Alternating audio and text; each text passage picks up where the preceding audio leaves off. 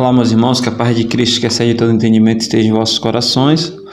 Mais uma aula aqui para a glória de Deus, né? Lição de número 6, 12 de maio de 2024. Espero que você esteja bem para nós iniciarmos essa aula. Irmãos, nós estamos acompanhando aí a revista da CPAD, né? O segundo trimestre de 2024, a carreira que nos é proposta, né?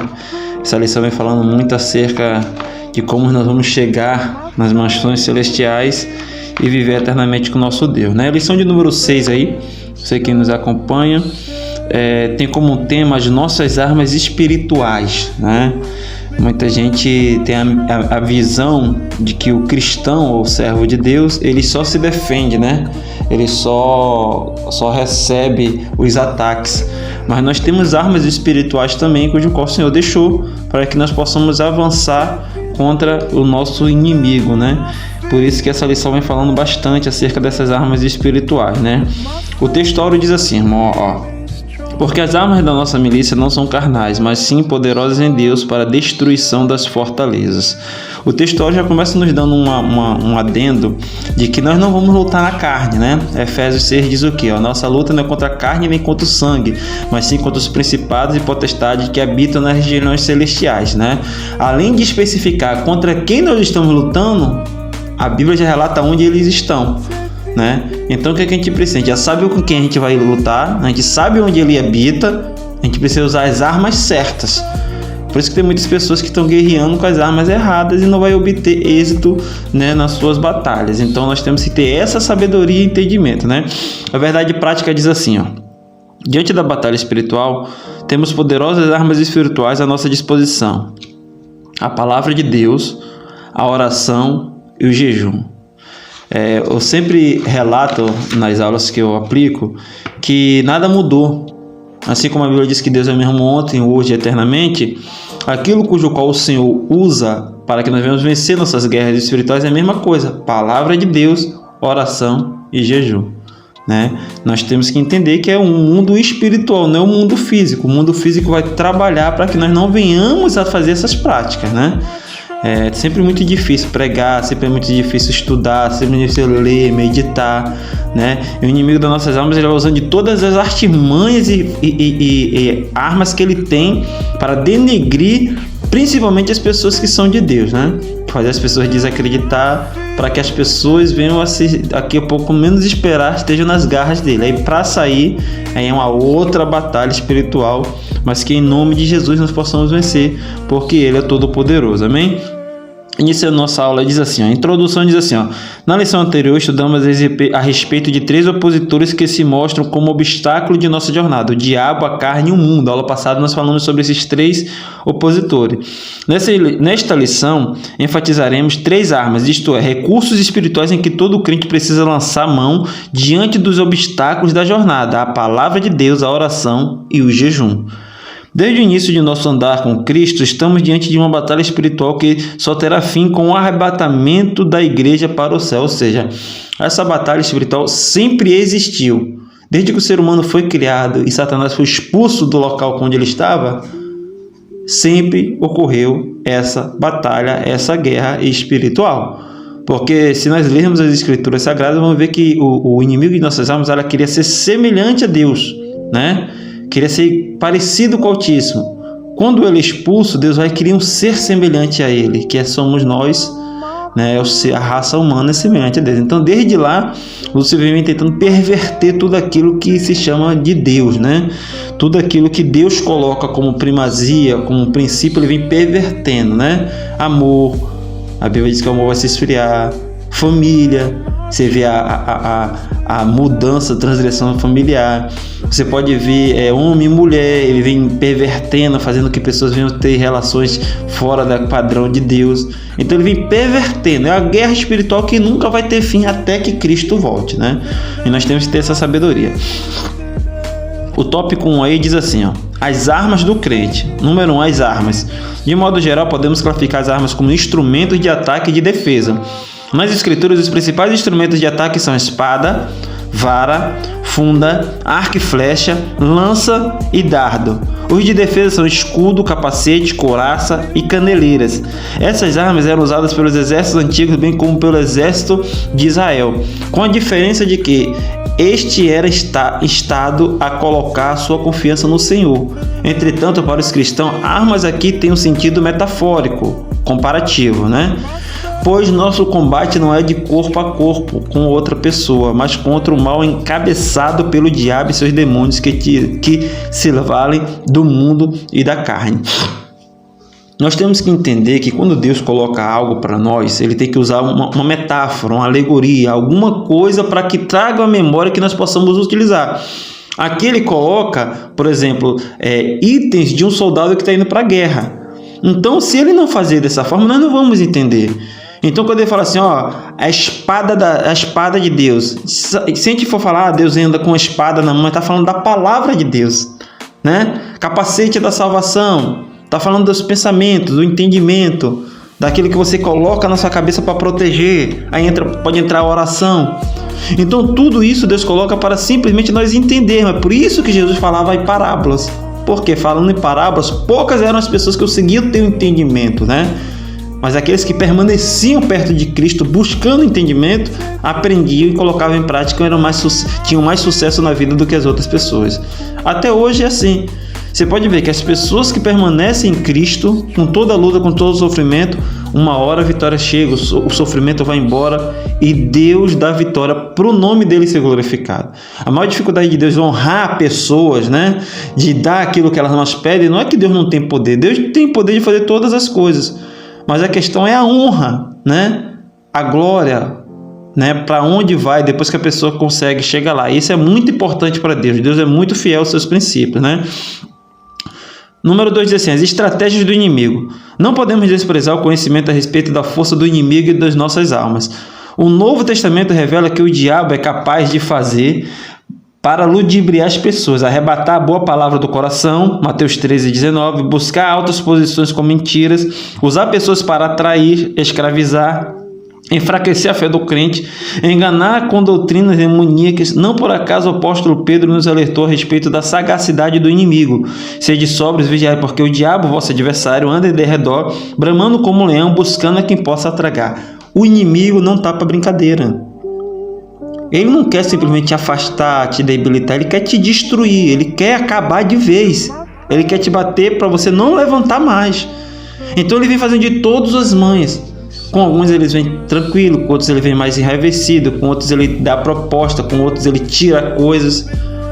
Então nós temos que entender que o inimigo, ele já é inimigo declarado. Ele não está preocupado se você é bom, se você não é, se você faz ou se deixa de fazer. É da natureza dele, é do caráter dele fazer esse tipo de prática. A aula passada nós vimos ali que muita coisa é do caráter dele. Ele já é assim por natureza.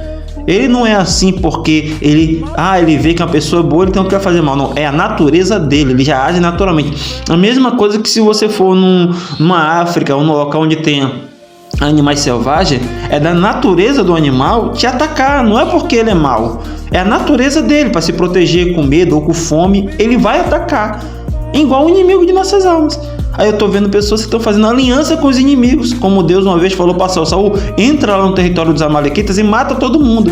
Em vez de Saul ir executar a missão, ele vai fazer amizade com o rei. Eu tenho visto muito isso. O inimigo quer te matar, te destruir, e gente fazendo aliança, achando que vai se dar bem. Mas na verdade o inimigo só quer simplesmente descobrir suas fraquezas, seus erros, ver onde você é vulnerável e te destroçar. Então não faça amizade com o inimigo, porque na verdade ele não quer o seu bem, ele quer te destruir. Amém? Número 3 do tópico 1 diz assim, o chefe de toda a força do mal. O apóstolo Paulo escreve claramente que o diabo é o chefe de todos os poderes das trevas que batalham contra nós. Até mesmo o apóstolo dos gentios foi por vezes impedido pelo inimigo por meio de instrumentos humanos, ou seja, o diabo usando pessoas, né? Essa é uma das razões que o apóstolo cunha a Satanás como príncipe da potestade do ar. Potestade é poder, né? Destacando ainda sua força e autoridade na hierarquia do mal. O diabo é denominado de o Deus desse século. Portanto, não podemos ignorar que o inimigo tem um reino organizado com seus servos, emissários, principados e potestades. Ou seja, Para quem acha que o diabo é desorganizado, que todo mundo não serve para nada, tá muito enganado, tá? Ele é extremamente organizado e prudente, porque a Bíblia diz que os filhos das trevas são mais prudentes que alguns filhos da luz, tá? Então eles fazem tudo minuciosamente com a intenção que ele tem no coração dele de maldade. Então esquece esses jargões que muita gente coloca aí nas igrejas. O diabo está embaixo do meu pé, pisa na cabeça da serpente para matar. Isso é jargão. Nós em si não temos poder nenhum contra ele, mas nós em Cristo vencemos todas as batalhas que ele colocar no nosso caminho. Em Cristo, tá? Porque o ser humano por si só é presa fácil. Então vamos ter essa maturidade e esse entendimento aí que tudo vem de Deus e todo o poder e toda honra seja dada a ele. Amém? Tópico 2 diz assim: as 3 armas espirituais do cristão. 1. A palavra de Deus. O Senhor Jesus disse que não vivemos apenas de pão, mas de toda a palavra de Deus. Dessa maneira, o apóstolo Pedro aconselha que desejamos afetuosamente o leite racional para o desenvolvimento da nossa salvação, isto é, o estudo perseverante da palavra de Deus para o nosso crescimento espiritual. Uma vez nutrido e solidificado com a palavra, estamos firmados em Deus para resistir às influências malignas, as armadilhas de Satanás e demais estratégias. Logo, quem se rende à palavra de Deus experimenta a influência frutífera da verdade divina. Ou seja, tem muita gente que fala muito de louvor, fala muito... Irmãos, tudo é pela palavra. Eu vou ouvir o louvor o dia todo. Você não está se edificando, não. Você está preparando o ambiente para edificação. A edificação vem pela palavra. Tudo é pela palavra. João 1, e o verbo se fez carne, o verbo era Deus. Então, tenha a visão que é tudo pela palavra. Tudo tem que surgir dela, a partir dela, para a glória de Deus, né? A oração. Aliada ao estudo da palavra, a oração é uma das mais importantes armas espirituais que o crente tem ao longo de sua jornada para o céu. Prestemos atenção para a seguinte declaração: orando em todo o tempo, com toda a oração e súplica no Espírito. Note que o apóstolo Paulo não insere a oração como uma peça de dar armadura, pois na verdade é como se ela trouxesse um ajuste ou alinhamento para a armadura toda. Neste aspecto, essa imagem traz uma ideia de que a oração fortalece todas as esferas da nossa vida, ou seja, a vida de oração vai você mudar. Alguns cientistas estudiosos, né? Se você for pesquisar aí, eu até já postei aí no canal, que falam do poder da oração. Aí no canal tem o poder da oração. Você pode observar que a oração, antes que sequer que os cientistas pudessem descobrir, muitas coisas faziam, né? Só em você se ajoelhar e se curvar, você já enche parte do seu cérebro de sangue para você tomar decisões sábias e corretas. Então, olha que Deus poderoso é esse, que ensina coisas simples para pessoas que não são merecedoras, que depois os sábios entendidos vão descobrir que era simplesmente magnífico, né? Então nós temos que ter essa sabedoria, esse entendimento de que tudo que Deus faz é para melhor para nossas vidas, né? O número 3 aí diz assim, o jejum. Aliado à palavra de Deus e à oração, a prática do jejum é uma terceira arma espiritual do crente durante a jornada para o céu. Tanto no Antigo quanto no Novo Testamento, o jejum é uma prática presente. Esse ato é usado no contexto de buscar de uma orientação divina. No Novo Testamento, o Senhor Jesus jejuou e disse que seus discípulos também o fariam. A igreja primitiva observava a prática do jejum, buscando a orientação divina para o envio de obreiros. O apóstolo Paulo também jejuava por ocasião do seu ministério.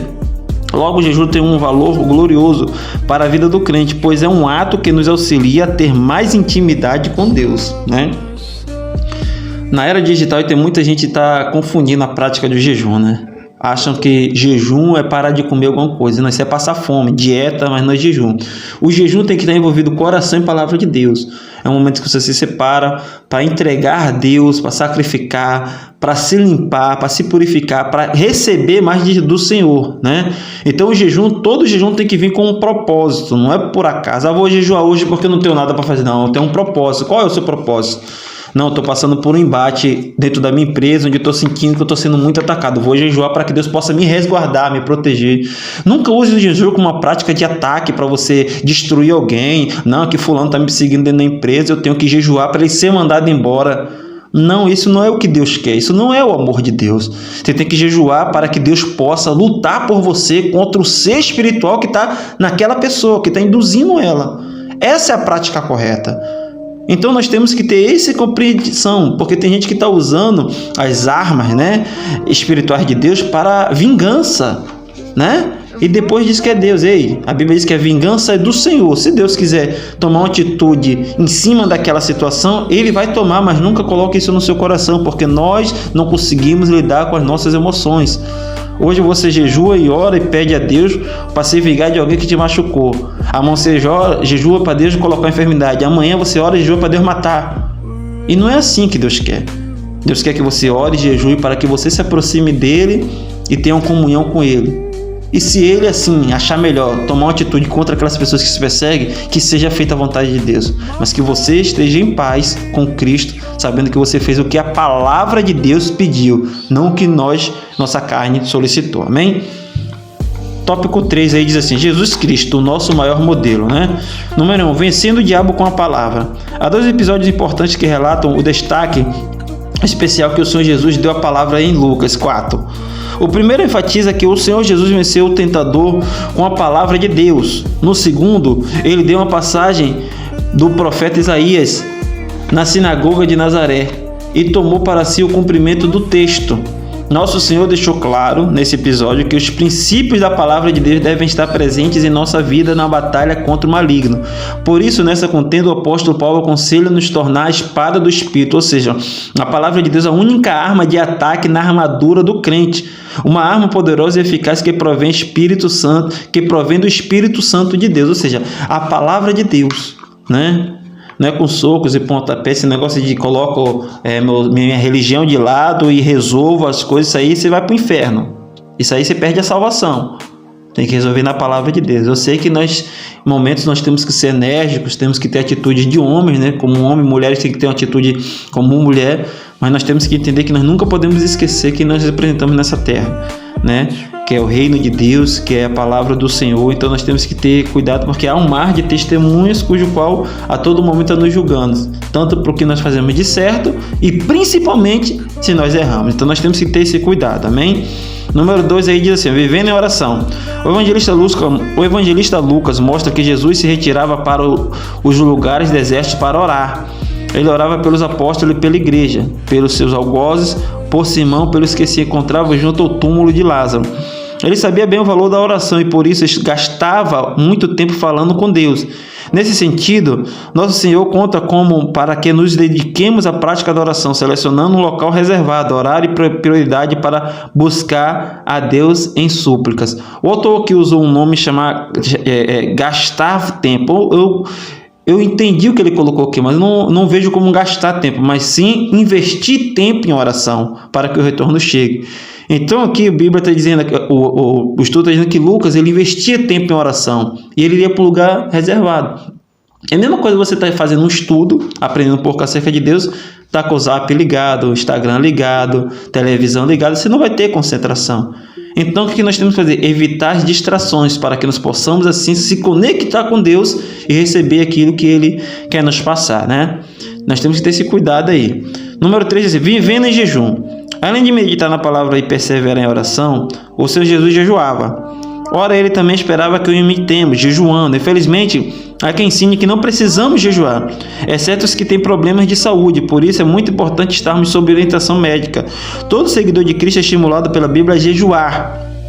Ademais, quando aliamos o estudo da palavra e a oração ao jejum, aprofundamos a nossa intimidade com Deus e nos tornamos mais sensíveis à sua voz, conforme acontecia com a liderança dos membros da igreja antiga que jejuavam com o Senhor Jesus. Ou seja, o jejum é uma prática que nós temos que ter constante, porque vai limpar nosso ser, vai tirar nossas impurezas, pensamentos pessimistas, pensamentos que nos impedem de chegar e alcançar aquilo que Deus quer para nós, né? Hoje em dia, muitos estudiosos dizem que o jejum é bom para muitas coisas, colesterol, diabetes. Olha que coisa importante, né?